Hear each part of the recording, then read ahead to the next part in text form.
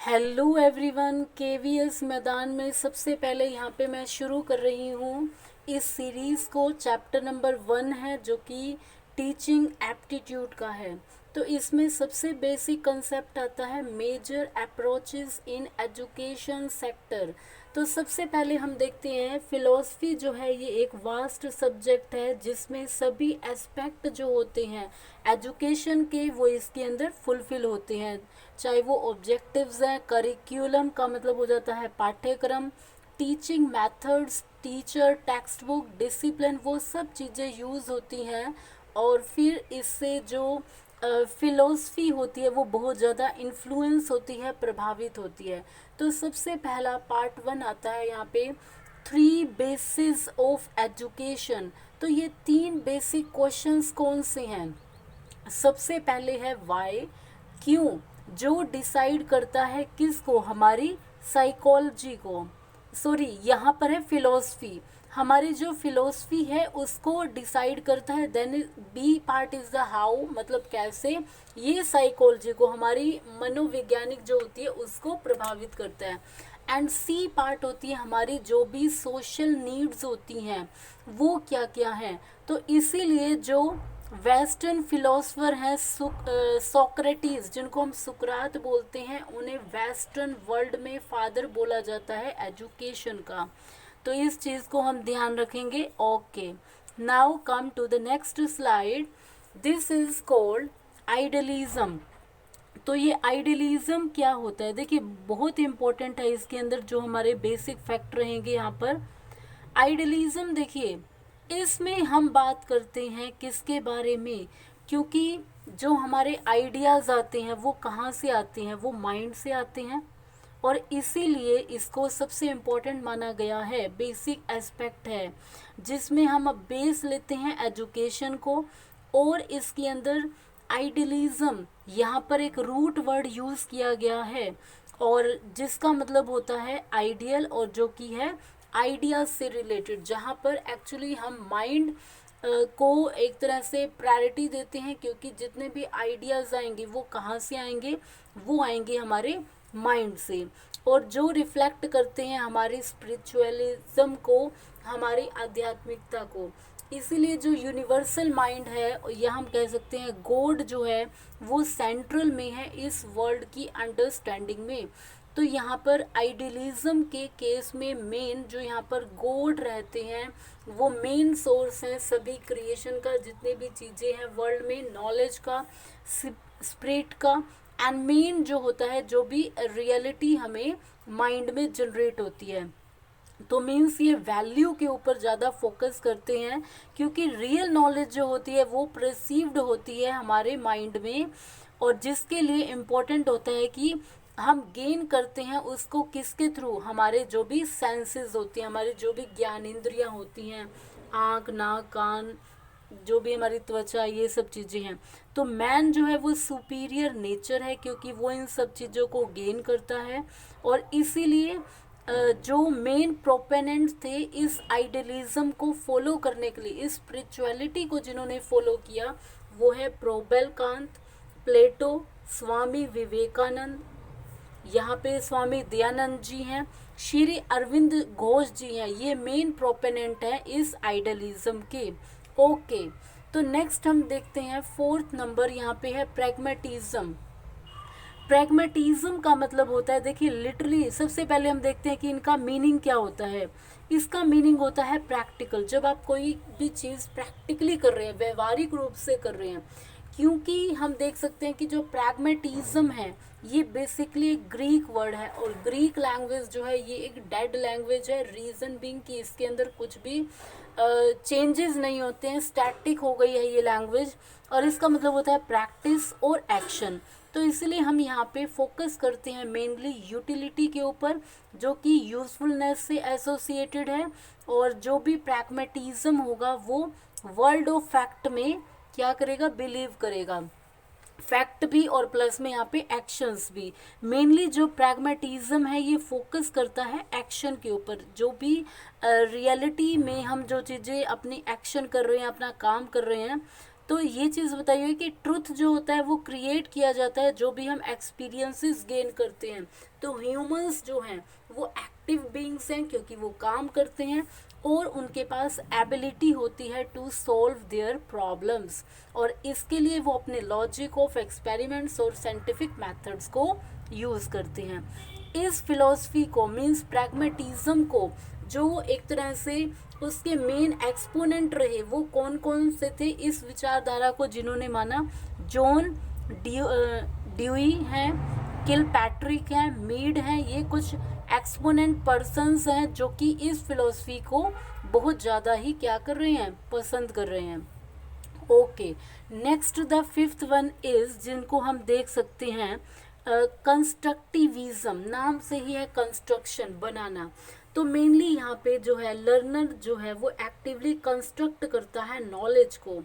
तो यहाँ पे सबसे इम्पोर्टेंट आते हैं किसके आइडियाज़ हैं, जीन पिएजेंट एंड जेएस ब्रूनर ने ये बिलीव किया है कि लर्निंग इन्वॉल्व करती है एक्टिव प्रोसेस ऑफ इंफॉर्मेशन है जिसमें हम न्यू चीज़ों को जानते हैं, और ये इंडिविजुअल की एक्टिविटी होती है जिसमें वो नॉलेज को कंस्ट्रक्ट करता है और उसको गेन करता है अपनी लाइफ में। तो एजुकेशनल यहाँ पे जो भी साइकोलॉजी है वो ये बिलीव करती है कि जितने भी हमारे डेवलपमेंट स्टेजेस हैं नॉलेज के वो नॉलेज को कंस्ट्रक्ट करने से ही बनते हैं। और जीन पिएजेट के अनुसार यहाँ पर टू बेसिक जो वर्ड्स हैं, एक है एकोमोडेशन एंड दूसरा है एसिमिलेशन, ये बेसिक्स हैं लर्निंग को, क्योंकि ये दोनों चीज़ें ही एक तरह से मिलती हैं, नॉलेज को हम गेन करते हैं। तो इसीलिए इन टू वर्ड्स को आप ध्यान रखेंगे। कौन कौन से हैं ये वर्ड, एकोमोडेशन एंड एसिमिलेशन, इनका मतलब ही होता है मिलना, ज्वाइन करना चीज़ों का। और नेक्स्ट हम देख सकते हैं develops a new schema through accommodation new experiences, जितने भी नए नए तजुर्बे होते हैं, मीन्स पहले हमने जो चीज़ सीखी उन सीखी हुई चीज़ों के अंदर हम न्यू चीज़ें जो होती है जब वो गेन कर देते हैं, पुराने वाले नॉलेज को नए में जोड़ देते हैं, तो इससे जो कंस्ट्रक्टिविज्म जो होता है वो चीज़ डेवलप होती है। अब एग्जाम्पल के साथ इसको हम देख सकते हैं, लाइक हमने काउंटिंग सीखी तो उसके बाद हम नेक्स्ट हायर स्टडीज़ में या हम कहें कि आगे हमने जो अपना ग्रेड था स्टडीज़ का वो कैसे कंटिन्यू किया, हमने यहाँ पे प्लस के सम्स जो होते हैं वो सीखे, तो उससे काउंटिंग ने हमें क्या किया, हेल्प किया, कुछ न्यू गेन किया। तो सेम यहाँ पर हम एसोसिएट कर सकते हैं। ओके, सेवंथ वन जो आता है and this is called rationalism. तो ये रैशनलिज्म का मतलब क्या होता है, देखिए बहुत इंपॉर्टेंट हो जाता है यहाँ पर ये वर्ड, और यहाँ पे ये जो रूट वर्ड है इसी को डिफाइन करेंगे हम, क्योंकि जैसे हम रीजनिंग पढ़ते हैं वो क्या होती है, वो रीजनिंग एसोसिएट होती है हमारे रैशनल माइंड से। जब हम एजुकेटेड हो जाते हैं तो हमारा माइंड जो होता है वो क्वेश्चनिंग करता है, हम चीज़ों को इजीली एक्सेप्ट नहीं करते हैं।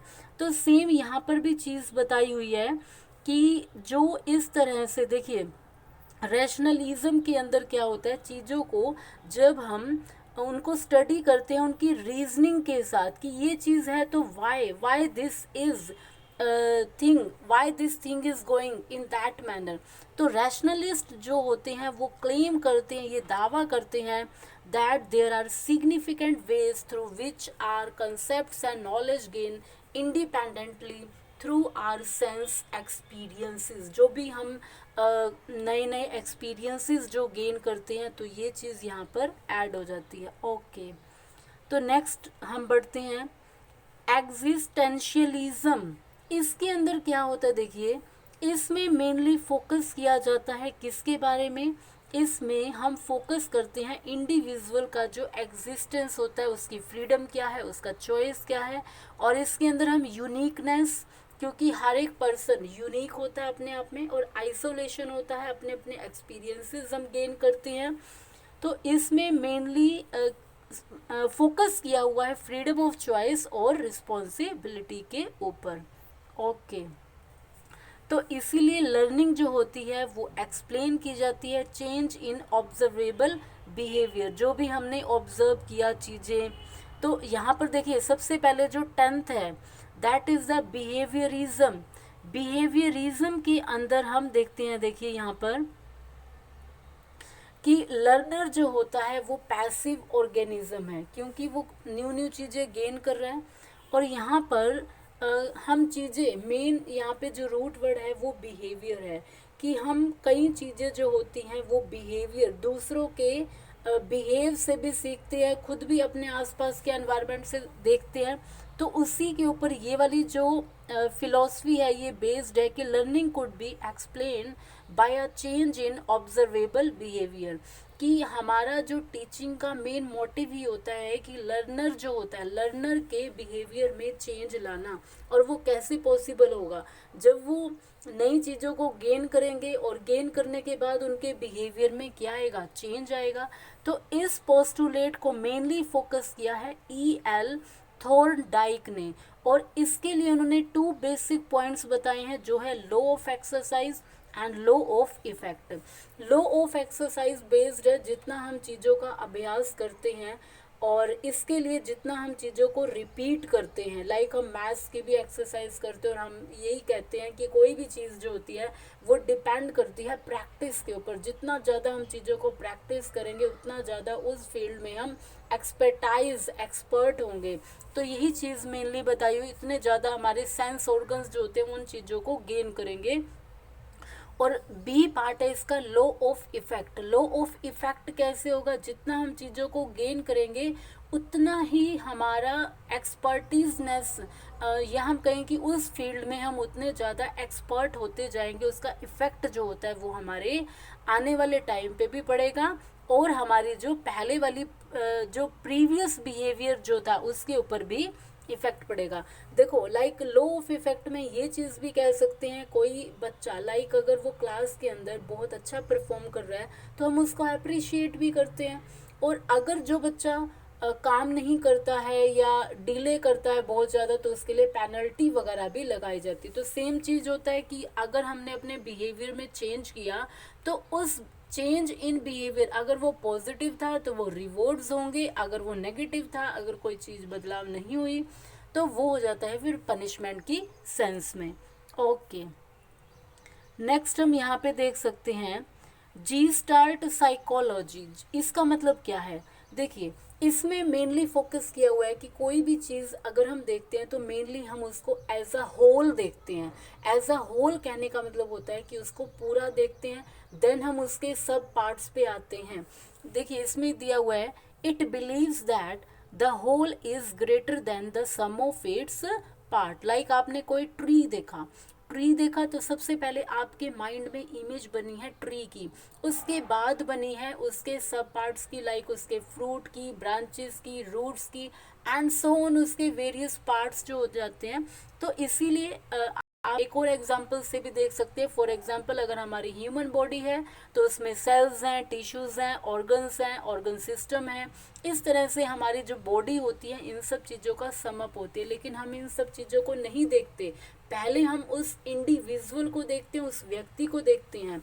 And this is because the parts are inter related to each other, there is synergy created. Synergy means जब एक साथ जब वो मिल रहे हैं। And further gestalt psychology demonstrate करती है, मेनली फोकस करती है सिग्निफिकेंस ऑफ परसेप्शन पे। परसेप्शन का मतलब होता है हमारी जो सोच है, हमारी जो मान्यताएं हैं, अजम्पशंस हैं, उनको। And it also showed that complex learning need not occur gradually through lengthy practice but may develop through insight। तो इसका मतलब ये हो जाता है कि जो कॉम्प्लेक्स लर्निंग होती है, नॉर्मली हमारा मोटिव ही क्या होता है कि लर्निंग को हम इजी बनाएं, सिंपल बनाएं। और कॉम्प्लेक्स लर्निंग जो है वो ज़रूरी नहीं है कि वो धीरे धीरे हो लेंथी प्रैक्टिस से, बट वो धीरे धीरे डेवलप हो जाती है इनसाइट से, उसको परख करके, उन चीज़ों को जान के। ओके, देन 12th है यहाँ पे इक्लेक्टिक फिलॉसफी। इसका मतलब क्या होता है कि नॉलेज जो है यहाँ पे ये फ्यूज़न है। फ्यूज़न का मतलब होता है जब हम चीज़ों को जोड़ रहे हैं। फ्यूज़न है नॉलेज यहाँ पे डिफरेंट डिफरेंट सोर्सेज से आ रही है, तो इसीलिए ये एक पिकोलियर टाइप ऑफ एजुकेशनल फिलॉसफी है जो कंबाइन करती है सभी आइडियाज़, जितने भी विचार हैं, सभी प्रिंसिपल्स हैं फ्रॉम वेरियस फिलोसफर्स। तो ये एक छोटा सा एजुकेशनल वीडियो था। अगर चैनल पे न्यू है तो लाइक शेयर सब्सक्राइब करना ना भूलें। Thank you so much for watching.